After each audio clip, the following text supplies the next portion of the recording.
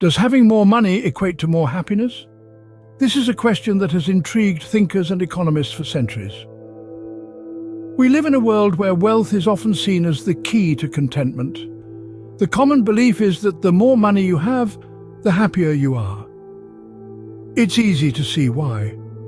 Money can buy comfort, security, and even experiences. It's seen as the ticket to a good life. But is the equation really that simple? Does the path to happiness have a dollar sign in front of it?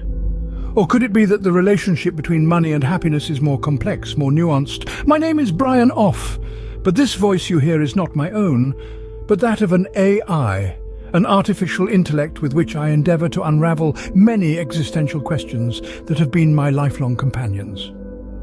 Follow me into this research I made about the relationship between money and happiness.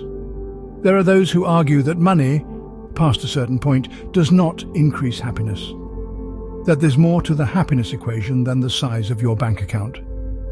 To explore this further, we delve into a study by Nobel laureate Daniel Kahneman and economist Angus Deaton. In their groundbreaking study, Kahneman and Deaton found that there is a happiness plateau when it comes to income. This study, which has since become a cornerstone in the field of happiness economics, suggested an intriguing possibility that beyond a certain point, more money doesn't equate to more happiness. Delving into the details, Kahneman and Deaton conducted extensive surveys and found a specific number that stood out. This magic number was $75,000 per year. Up to that point, it was observed that as income rose, so did people's reported happiness. But here's the catch. After that $75,000 mark, additional income didn't significantly improve happiness. Let's pause for a moment and think about this. Why $75,000? Well, it turns out that this amount is generally enough to take care of basic needs and wants. It provides for a comfortable lifestyle, allowing one to afford decent housing, food, healthcare, and even some leisure activities. In essence, it covers the necessities and some extras, giving one less to worry about.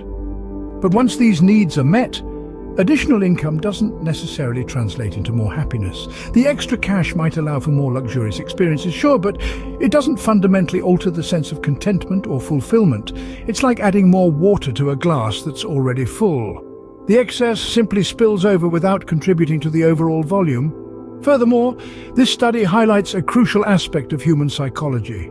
We adapt incredibly quickly to new circumstances, a phenomenon known as hedonic adaptation. So even if our income increases and we can afford more luxurious experiences, we quickly become accustomed to this new standard. The initial thrill fades and we find ourselves no happier than before. In a nutshell, Kahneman and Deaton's study challenges the widely held belief that more money equals more happiness. It suggests that there's a threshold, around $75,000, beyond which additional income doesn't significantly enhance our happiness. So if more money doesn't necessarily mean more happiness, what does? Stay tuned as we explore this question further. My name is Brian Off, but this is not my voice. It's actually generated by an AI with which I'm trying to answer a lot of existential doubts that are coming across my mind all the time since I was a kid. If you're a meaning seeker like me, please join me into this journey. Hit the like button if you wish, and please subscribe to the channel. Numerous studies suggest that the key to happiness lies not in our bank accounts, but in our relationships with others. This seems to be a universal truth, echoed by countless researchers and psychologists worldwide. A Harvard study spanning over 8 decades found that close relationships, more than money or fame, are what keep people happy throughout their lives. The study discovered that those with strong social connections were not only happier, but also healthier. It's not about the number of friends you have or whether or not you're in a committed relationship, but about the quality of your close relationships. Furthermore, a sense of belonging and acceptance often leads to a happier life. It's about being part of a community, feeling understood, valued, and appreciated. These connections enrich our lives, providing us with emotional support and a sense of purpose. In the grand scheme of things, it's not wealth or material possessions that make us truly happy. It's the people we share our lives with. It seems that connection, not cash, is the currency of happiness. In conclusion, while money can provide comfort and security, it isn't the sole determinant of happiness. Let's take a quick journey back through our discussion. We've delved into the groundbreaking study by Kahneman and Deaton, revealing that the magic number for financial satisfaction is $75,000 a year. Beyond this point, increased income doesn't necessarily equate to increased happiness. We've also explored the profound significance of relationships in our pursuit of joy.